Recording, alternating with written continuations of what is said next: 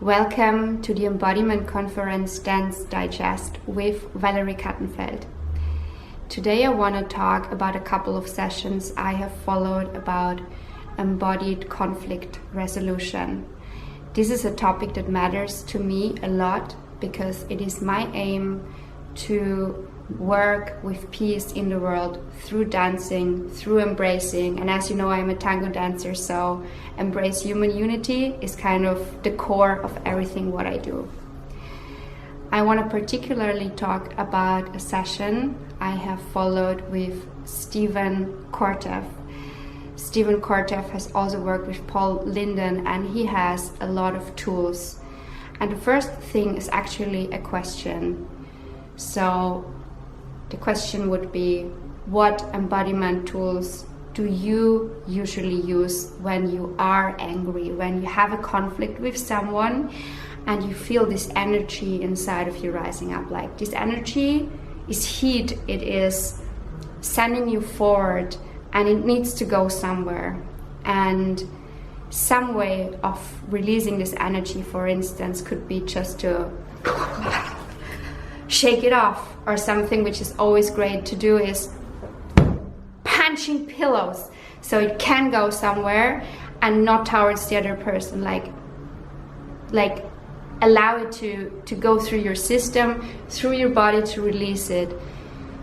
So then you can slow down, and with the person with whom you have a problem, get to a point where you can have conversation where you're not triggered and you're not like facing with friction each other and try to convince each other of your own opinion, because this is not going to work. So one thing that Stephen shared in his session is that as long as you're angry, listening is not working. In order to truly listen to another person, we need to be soft, we need to be able to receive. So the usual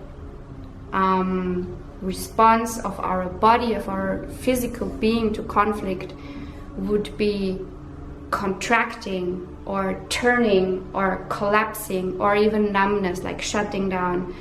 So this is not what we want. For embodied conflict resolution, we want to be softer and mature and receive. So the key that Stephen Kotev gave in his session is what he calls, let me just get it right, radiant symmetry. So 3-dimensional breathing. This is what we're going to embody in today's dance. But before I get there, I also want to mention that anger is not at the bottom of someone's reaction. So under anger there is always a different emotion, such as sadness, disappointment, shame, fear, or guilt. So if you understand that anger is just a protector and there is something lying underneath that, this is where you want to get to, and this is where you can also understand each other's needs. And people have different needs, and there is no need that values more than the other. And I believe that if we can get there in a conversation with another person, we can actually listen to each other, and with an embodied practice of conflict resolution, we hopefully are able to find common ground. And in order to do so, it is also good if we establish safety, because as long as we don't feel safe and we are scared, we might not be able to get there. And this is just a little wisdom nugget I took away from another session with Jason Diggs, is the psychological safety net. So a safety statement could be a good thing to integrate in the beginning of a conversation, just to take the fear out. For instance, I'm not breaking up with you, but there is this thing that matters to me that I really need to discuss with you. So once the person hears that they are safe, they can eventually open up more and go into a vulnerable conversation. So let's integrate this in the body and start to move. Let's go. So in today's dance, I want to embody the idea of the three-dimensional breathing, opening, softening, widening. Because what happens when we enter conflict, we are creating a tunnel vision. We're only seeing the enemy or the thing we want to get rid of or the thing we want to fight against. So we contract, right? And contract is the opposite of being spacious and expanding. So we want to work with this quality of movement. And we want to go from this to expansion. And for me, this is symbolic because there are paradoxes. And if we are able to see there is not only one right way to see it, but there is space for different perspectives, for people who have different opinions, and we can literally with our body create this space.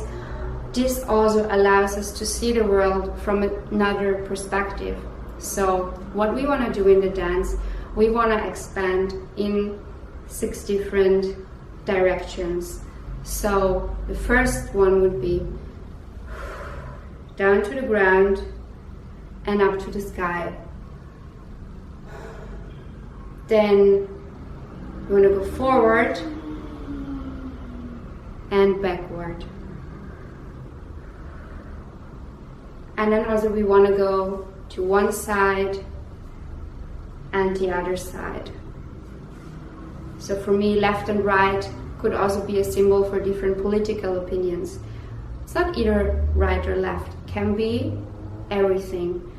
And standing on the ground can be a symbol of my position, like knowing where I am standing, but also being able to go to a higher perspective and looking from the problem or the conflict from a wider angle, like I would if I was a bird and I would fly high and I would like zoom out from my position, but I could see the bigger picture.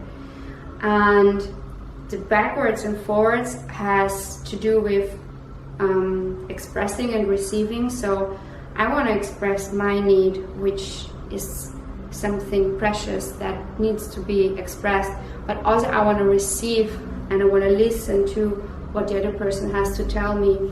And remember, when I'm angry, I'm like this, like I'm not able to receive anything, so I want to soften my chest. So we want to explore the 6 dimensions one by one, and then once we've done that, we can like even integrate it. We can even expand into two directions at the same time, which is also in tango dancing. We need to ground ourselves and have our standing leg really, really heavily rooted in the floor, so we can easily lift up the other leg and have it free for expression. So we go down and we go up in the same time. Or I am connected with my chest, with my partner, to the front while I send my intention on the back on the dance floor. And this is the beauty of a tango dancer, that we have also this expansion in us, so we can embrace it.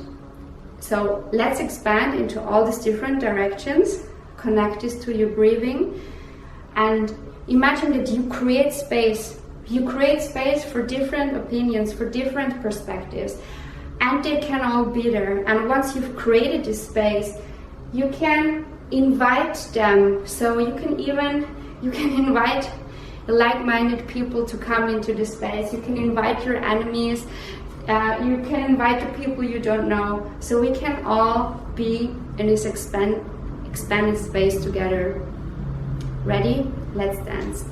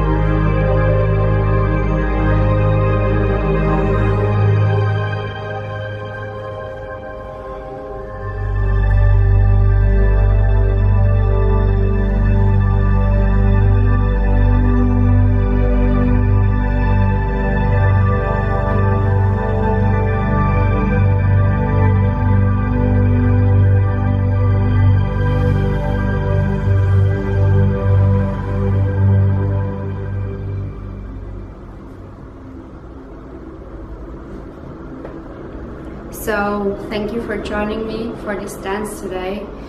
I hope very much that the next time you have an argument with someone, you can remember these techniques, like first process your anger so it's not stuck in your system, and then try to be soft and to expand and to slow down, to create a safe space with the person you're talking to, so you're really able to listen to them and also to transmit what matters to you. And try not to be stuck with the anger, but always try to see what is underneath the anger, your own anger and also the anger of the other person. So thank you for following me on this blog. Please check out the Embodiment Conference. It's going to end on Sunday. I'm also going to say goodbye for the weekend because I will be offline. And if you would like to work with me as a dance coach, as a couple or individual, you can find my website valeriekattenfeld.com, or you can join me on my weekly biodanza classes. Each Monday we're dancing with people from around the world, also seeking movement that has meaning, that we can integrate in our lives. So thank you so much and have a great weekend.